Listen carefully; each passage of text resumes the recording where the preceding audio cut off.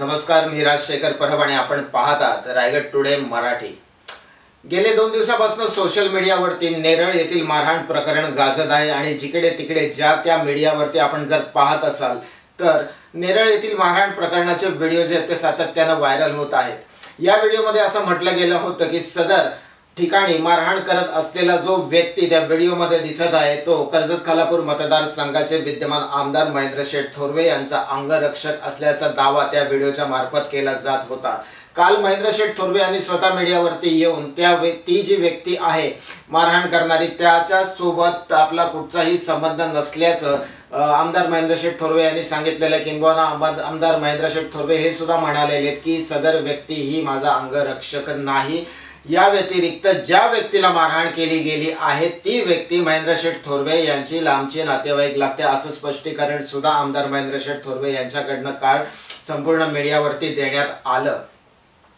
सदर घटना घडत असताना कोणीतरी हा व्हिडिओ काढला आणि तो व्हिडिओ उबाटा शिवसेनेकडनं व्हायरल करत त्या व्हिडिओमध्ये असं म्हटलं गेलं होतं की सदर मारहाण करणारी व्यक्ती जी आहे ती आमदार महेंद्र शेठ थोरवे यांचा अंगरक्षक असल्याचा दावा जो आहे तो उबाटा शिवसेनेकडनं केला जात होता। असं ज्या व्यक्तीला मारहाण केली गेली म्हणजे अमर बांदल यांनी आज मीडियाशी बोलताना सांगितलेलं आहे। अमर बांदल हे स्पष्टपणाने म्हणालेले आहेत की आमदार महेंद्र शेठ थोरवे यांच्याशी त्या व्यक्तीचा कुठचाही संबंध नाही, किंबहुना तो व्यक्ती आमदार महेंद्र शेठ थोरवे यांचा अंगरक्षक सुद्धा नाही असं सरळ जे आहे ते अमर बांदल यांनी आज स्पष्टीकरण देत मीडियाला सांगितलेलं आहे। आपण पाहूया अमर बांदल यांनी या संदर्भामध्ये काय सांगितलेलं आहे।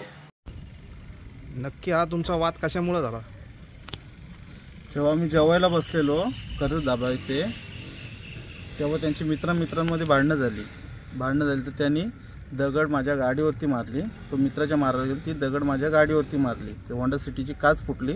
तो मला तो एक नेरळला तुला भरपाई देतो, तुझी काच तुला मी भरून देतो। तर तिथं गेल्यानंतर त्यांनी माझ्यावर डायरेक्ट अटॅक केला, मला मारहाण करायला लागला। उबाटा गटाकडून सातत्याने आरोप केले जातात का महेंद्र थोरवे यांचा बॉडीगार्ड आहे म्हणून? नाही, तो बॉडीगार्ड तर नाही आहे। मी आता 2-3 जणांना कॉल केलेला, तो बॉडीगार्ड नाही आहे वगैरे, तिथं काहीच नाही आहे। आणि राहिला प्रश्न आमदारांचा, तर मी आमदारांना मनातून एवढं मानतोय की माझ्या वडिलांपेक्षा मी त्यांना मानतो। आणि काही राजकीय जर हे करत असतील, हे इश्यू वाढवत असतील तर त्याच्यामध्ये आमदारांचा काहीच हेतू नाही आहे। हे आमचं पर्सनल भांडणं झालेली आहेत आणि काही राजकीय आहेत ते त्यांची पोली भाजण्यासाठी आमदारांना बदनाम करत आहेत त्या गोष्टीसाठी। त्याच्यामध्ये आमदारांचं काही हेच नाही आहे।